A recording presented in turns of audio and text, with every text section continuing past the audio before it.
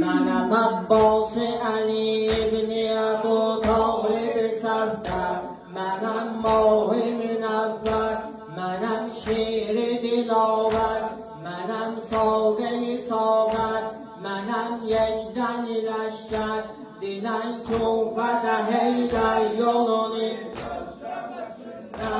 دیدن